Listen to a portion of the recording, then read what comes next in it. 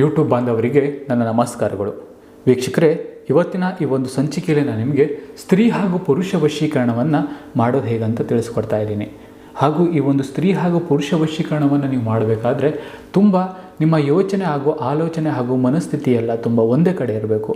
ಯಾಕಂದರೆ ನೀವು ಇದನ್ನು ಒಂದು ಒಳ್ಳೆಯ ಕಾರ್ಯಕ್ಕಾಗಿ ನೀವು ಮಾಡ್ತಿದ್ದೀರ. ಯಾವ ಕಾರ್ಯ ಅಂತ ಹೇಳಿದ್ರೆ, ನಿಮ್ಮ ಹೆಂಡತಿ ಆಗಿರ್ಬೋದು, ಗಂಡ ಆಗಿರ್ಬೋದು, ಅಂದರೆ ಪ್ರೇಯಸಿ ಆಗಿರ್ಬೋದು, ಅಂದರೆ ಒಂದು ಇಷ್ಟಪಟ್ಟಂತಹ ವ್ಯಕ್ತಿ, ಸ್ತ್ರೀ ಆಗಿರ್ಬೋದು ಪುರುಷ ಆಗಿರ್ಬೋದು, ನಿಮ್ಮನ್ನು ಬಿಟ್ಟು ದೂರ ಹೋಗಿರ್ತಾರಲ್ಲ ಅಂಥವ್ರು ನಿಮ್ಮ ಬಳಿ ಪುನಃ ಬರಲು, ಅಂದರೆ ಈಗ ಇನ್ನೇನು ಡೈವರ್ಸ್ ಆಗಬೇಕು 3-4 ದಿನ ಒಳಗೆ, ಅಂಥವ್ರನ್ನ ನೀವು ಪುನಃ ನಿಮಗೆ ಬೇಕು, ಅವ್ರ ಜೊತೆ ನೀವು ಚೆನ್ನಾಗಿ ಬಾಳಬೇಕು ಅಂತ ನಿಮ್ಮ ಮನಸ್ಸಲ್ಲಿ ಏನಾದರೂ ನಿಮಗೆ ಆಸಕ್ತಿ ಹಾಗೂ ಪುನಃ ನಿಮ್ಮ ಮನಸ್ಸಲ್ಲಿ ಏನಾದರೂ ಬಂದು ಅವ್ರು ನಿಮ್ಮ ಹತ್ರ ಬರಬೇಕಂತ ನಿಮ್ಮ ಮನಸ್ಸಲ್ಲಿ ಏನಾದರೂ ಬಂತು ಅಂದರೆ ನೀವು ಈ ರೀತಿಯಾಗಿ ಒಂದು ಚಿಕ್ಕದಾಗಿ ಒಂದು ಕಾರ್ಯವನ್ನು ಮಾಡ್ಕೊಳ್ಬೇಕು. ಯಾಕಂತ ಹೇಳಿದ್ರೆ, ಈ ಒಂದು ಚಿಕ್ಕ ಕಾರ್ಯ ಮಾಡೋದ್ರಿಂದ ನಿಮಗೇನೂ ನಷ್ಟ ಆಗೋದಿಲ್ಲ.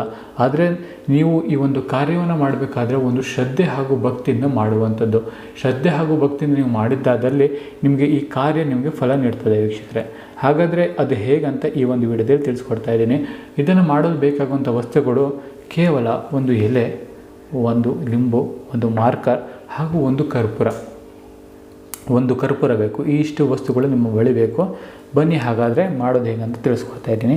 ಮೊದಲನೇದಾಗಿ ನೀವು ಒಂದು ಲಿಂಬು ಮೇಲೆ ನೀವು ಇಷ್ಟಪಟ್ಟಂತಹ ವ್ಯಕ್ತಿ, ಸ್ತ್ರೀ ಆಗಿದ್ದರೆ ಸ್ತ್ರೀ ಹೆಸರು ಮಂಜುಳ,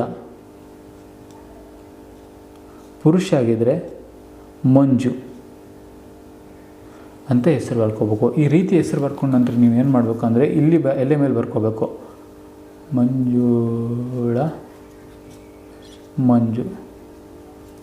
ಈ ರೀತಿಯಾಗಿ ನೀವು ಬರ್ಕೊಂಡು ನಿಂತರೆ ಏನು ಮಾಡಬೇಕು ಅಂದರೆ, ಕ್ಷಮಿಸಿ ನಾನು ನಿಮಗೆ ಇನ್ನೊಂದು ವಸ್ತುಗಳನ್ನು ಹೇಳೋದು ಮರೆತುಬಿಟ್ಟೆ. ಒಂದು ಕೆಂಪು ದಾರ ಬೇಕು. ಈ ರೀತಿಯಾಗಿ ನೀವು ಒಂದು ಕೆಂಪು ದಾರವನ್ನು ಇಟ್ಕೊಂಡು ಈ ರೀತಿಯಾಗಿ ಈ ಎಲೆಯನ್ನು ಈ ರೀತಿಯಾಗಿ ಮಡಚಿ ಏನು ಮಾಡಬೇಕು ಅಂದರೆ,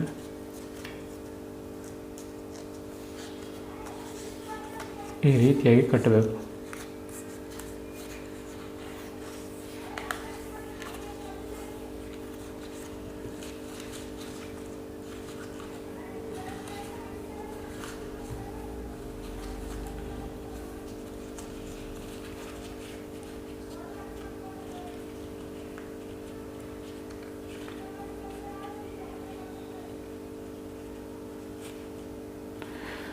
ನೋಡಿ, ಈ ರೀತಿಯಾಗಿ ಕಟ್ಕೊಂಡು ನೀವು ಎಂತ ಮಾಡಬೇಕು ಅಂದರೆ, ನೆಕ್ಸ್ಟು ಇದರಲ್ಲಿ ಒಂದು ಕರ್ಪೂರವನ್ನು ಇಡಬೇಕು.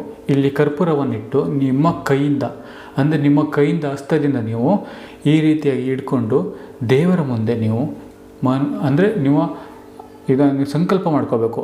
ದೇವರೇ, ನಾನು ಇಷ್ಟಪಟ್ಟಂತಹ ವ್ಯಕ್ತಿ ಅದೆಷ್ಟೇ ದೂರ ಹೋಗಿದ್ರು, ಅದೆಷ್ಟೇ ಏನೇ ಕಠಿಣವಾದ ಮನಸ್ಸಲ್ಲಿದ್ದರು, ನಾನು ಬೇಡ ಅಂತ ದೂರ ಆಗಿಲ್ಲ, ಅವ್ರಿಗೆ ಪುನಃ ನನ್ನ ಹತ್ರ ಬರೋ ಹಾಗೆ ಮಾಡುವಂಥ ನೀನು ಮನಸ್ಸು ಕೊಡು ಅಂತ ನೀವು ದೇವರ ಹತ್ರ ಆರತಿಯನ್ನು ಮಾಡಿಬಿಟ್ಟು, ಅಂದರೆ 3 ಸಲ ಸುಳಿಬೇಕು. ಗೊತ್ತಲ್ಲ ನಿಮಗೆ, ಸಾಮಾನ್ಯವಾಗಿ ಪ್ರತಿಯೊಬ್ಬರಿಗೆ ಗೊತ್ತು. 3 ಸಲ ಹಿಂಗೆ ಸುಳಿದ್ಬಿಟ್ಟು ನಿಮ್ಮನ್ನು 3 ಸಲ ನಿಮ್ಮ ತಲೆಯಿಂದ ಮೇಲೆ ಹಿಂಗೆ 3 ಸಲ ಸುಳಿದ್ಬಿಟ್ಟು ನಂತರ ಏನು ಮಾಡ್ಬೇಕಂದ್ರೆ, ಇದನ್ನು ತೆಗೆದುಕೊಂಡು ಹೋಗಿ ನೀವು ಇಷ್ಟಪಟ್ಟಂತಹ ವ್ಯಕ್ತಿ ಯಾರು ಇರ್ತಾರ ಅವ್ರ ಮನೆ ಹತ್ರ 100 ಮೀಟ್ರ ಅಥವಾ 200 ಮೀಟ್ರು ಇಷ್ಟರ ಒಳಗಡೆ ನೀವು ಇದನ್ನು ಹೂತಾಗಿ ಬಿಟ್ಟು ಬರಬೇಕಾಗುತ್ತೆ.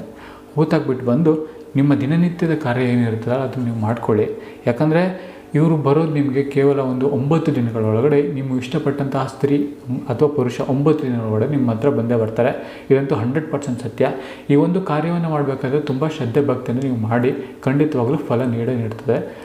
ಒಂದು ವೇಳೆ ಇದನ್ನು ಮಾಡಲು ನಿಮ್ಮ ಹತ್ರ ಸಾಧ್ಯ ಆಗ್ತಿಲ್ಲ ಅಂತ ಹೇಳಿದ್ರೆ ಚಿಂತೆ ಪಡುವ ಅಗತ್ಯವಿಲ್ಲ. ನಮ್ಮ ನಂಬರ್ ಸ್ಕ್ರೀನ್ ಮೇಲೆ ಬರ್ತದೆ, ನೀವು ಯಾವ ಬೇಕಾದರೂ ಕಾಲ್ ಮಾಡ್ಬೋದು. ನಿಮ್ಮ ಯಾವ ಸಮಸ್ಯೆಗಳಿದ್ರೂ ನಾವು ಖಂಡಿತವಾಗಿ ಶೀಘ್ರದಲ್ಲೇ ಸ್ಪಂದಿಸ್ತೀವಿ. ಎಲ್ಲರಿಗೂ ನಮಸ್ಕಾರ.